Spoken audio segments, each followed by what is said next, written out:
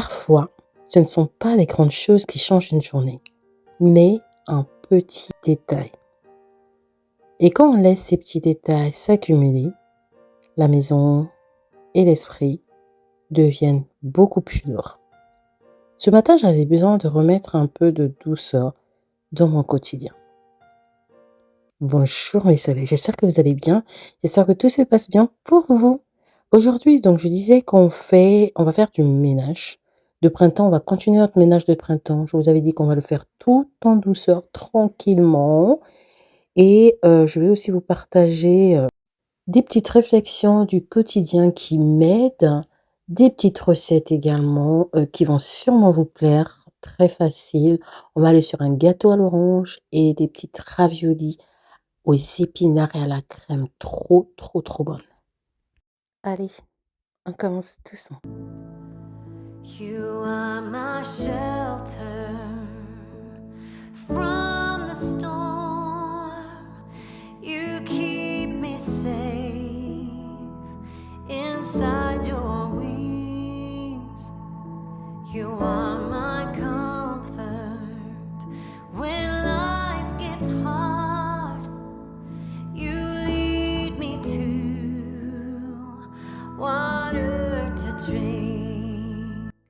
Bon, là, on se retrouve dans la cuisine. On va faire le haut. Celui-là, il a été fait la fois dernière.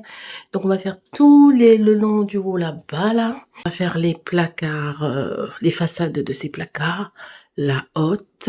Et puis voilà. En ce qui concerne la cuisine, c'est parti. Ici, tout commençait par un petit détail. Tu sais, il y a quelque chose que j'ai remarqué avec le temps, mais vraiment c'est un constat que j'ai fait. Dans une maison, ce n'est pas forcément le grand désordre qui s'installe en premier.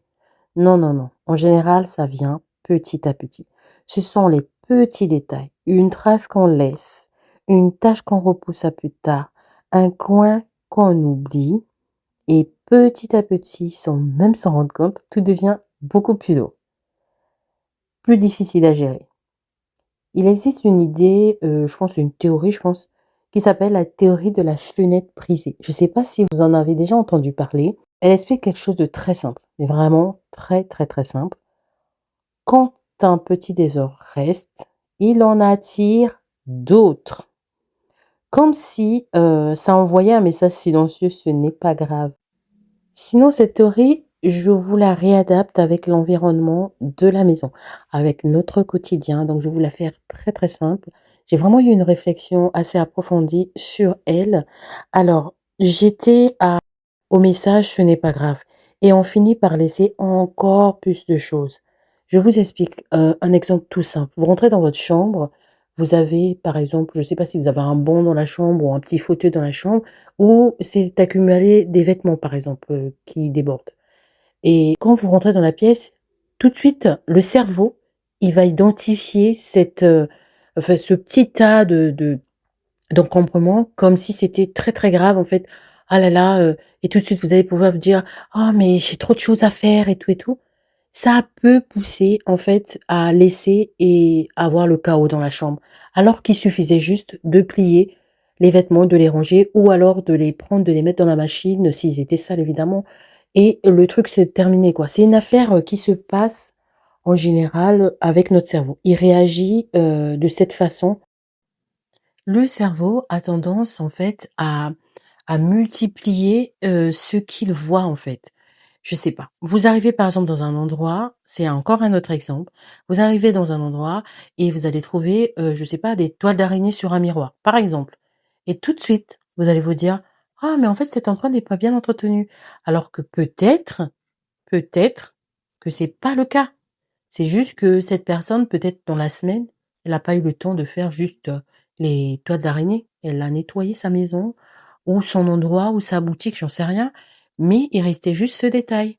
Mais le cerveau, il va vous envoyer des signaux: «Oh mais en fait, ici c'est pas un bon endroit» et tout et tout. Ça se passe dans la tête. Et ce que j'aime dans cette théorie, c'est que l'inverse aussi peut se produire. Et nous, on va utiliser tout simplement l'inverse parce qu'on est là pour se détendre, on est là pour aller tranquillement, pour avoir un espace safe, en fait. Donc nous, on va utiliser, comme je vous ai dit, l'inverse. Un petit geste peut changer l'ambiance. Nettoyer une porte de placard, ranger un plan de travail, remettre un peu d'ordre, ce sont des choses simples, mais elles donnent envie de continuer. Pas de tout faire, hein, c'est pas du tout le but, mais c'est en commençant juste petit à petit, ça nous donne en fait envie de continuer nos choses, juste un peu plus, vous voyez? Et aujourd'hui, c'est exactement ce que je vais faire. Je ne cherche pas du tout à avoir une maison parfaite. Je ne cherche pas du tout à nettoyer ma maison, toute la maison aujourd'hui, mais vraiment pas du tout. J'en prends juste soin. Je fais mes petits détails parce que ce sont eux qui, au final, rendent une maison plus douce à vivre.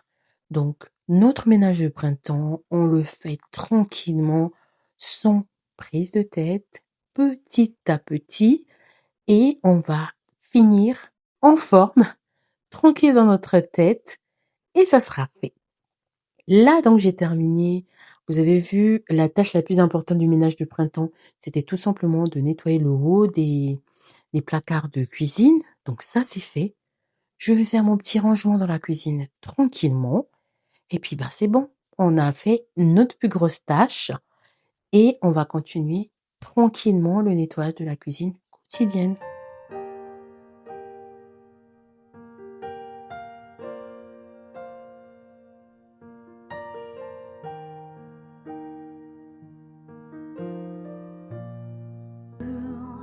Water to drink, and now I trust your gentle hand, even when I can't understand. I know your voice. I'm not afraid. Walking with me at the same pace.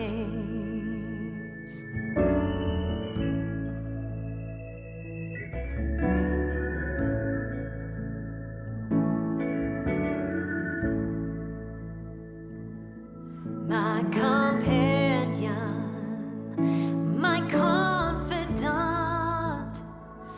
you will be true when I am not, and when I give you my injuries. Through your grace, I find your peace. And now I trust your gentle hand, even when I can't understand. I know your voice. I'm not Et afraid. petit à petit, tout devient Walking plus with léger. me at the same pace, and now I trust your gentle hand, even when I can't understand. I know your voice. I'm not afraid.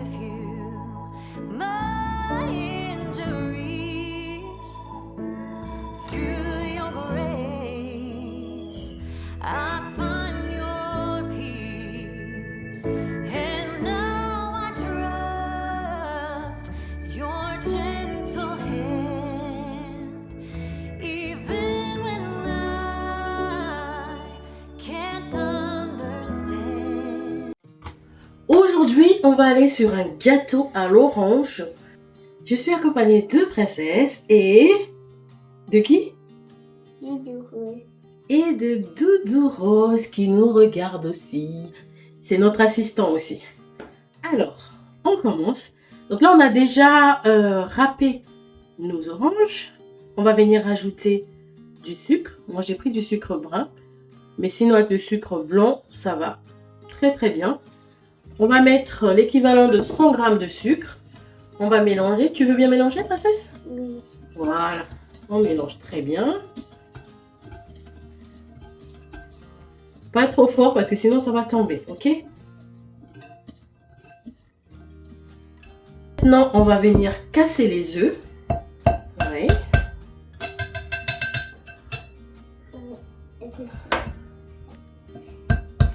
Maman, Oui. Tu Tu casses bien sur le bol. comme dedans la licorne, non? Une licorne dedans? Non. Pourquoi? Mais parce que les licornes, c'est pas des œufs. Ils viennent pas dans les œufs. Ils vont dans l'arc-en-ciel. Oui, de l'arc-en-ciel, les licornes. Très bien. Je vais jeter et tu casses le prochain œuf, s'il te plaît. Très bien. Oh là là, tu le fais bien, mon bébé. Très bien. Attends, je vais juste éloigner un peu la farine. Très bien.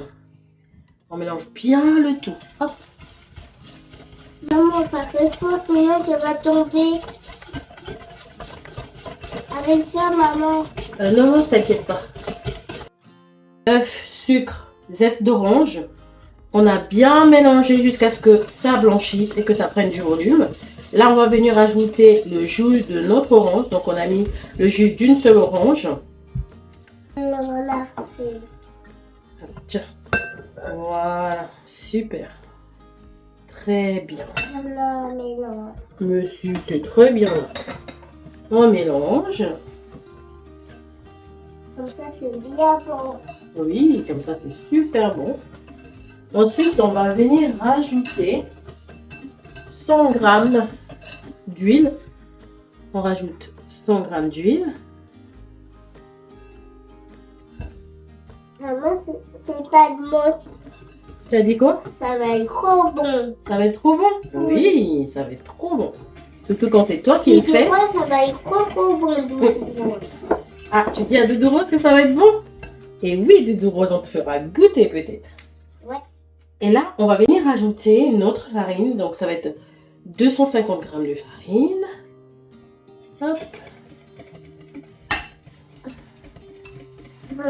Au revoir les farines. Au revoir la farine. Tu te mélanges aux autres. Et oui. Hop. Au revoir la farine. Au revoir la recette. Ah, coucou la recette. Alors, on va rajouter également notre levure chimique. Ouais. C'est moi, c'est ouvrir. Tu veux ouvrir? Vas-y. Ouvre.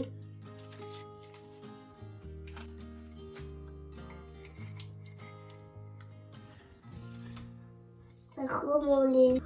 Et je vais mettre également une pincée de sel Pourquoi? pour rehausser le goût. Voilà. Non, c'est fait, chérie. Tu veux que je t'aide à le mélanger? Hop. Oui. Je dirais de la soupe. On dirait de la soupe. Tu trouves là? Oui. Ah oui, ça sent de l'orange. Ça sent l'orange. Bah oui, ça sent l'orange, mon ami. Ah, C'est trop Du bon. coup, ça sent l'orange. Ah Et voilà. oui. On a fini notre pâte. On va l'enfourner à 160 degrés pendant 35 à 40 minutes. Et moi, c'est fait. Et je vais prendre la spatule, comme ça va être plus facile. Non, on va pas mettre avec le fouet parce que sinon on va en mettre partout. On enlève le fouet et on va plutôt utiliser la spatule. Hop. Le boîtoir, il a... Oui, il y a un petit trou là. Ah Comme ça, on voit tout le monde. oui. Allez, tu enlèves tes petites mains, s'il te plaît. Et on va verser.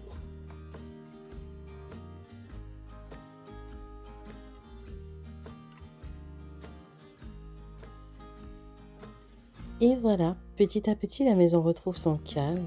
Pas parfaite, mais plus douce à vivre. Parfois, on pense qu'il faut tout faire pour se sentir mieux, alors qu'en réalité, ce sont juste quelques gestes qui changent tout.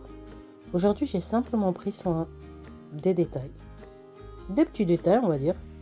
Et ça a déjà fait une vraie différence. J'espère que cette vidéo t'a apporté un peu de motivation et surtout de douceur. On se dit à une prochaine vidéo. Mais surtout, prenez bien soin de vous. Et si cette vidéo ça t'a fait du bien, n'hésite pas à t'abonner pour d'autres moments tout doux à la maison.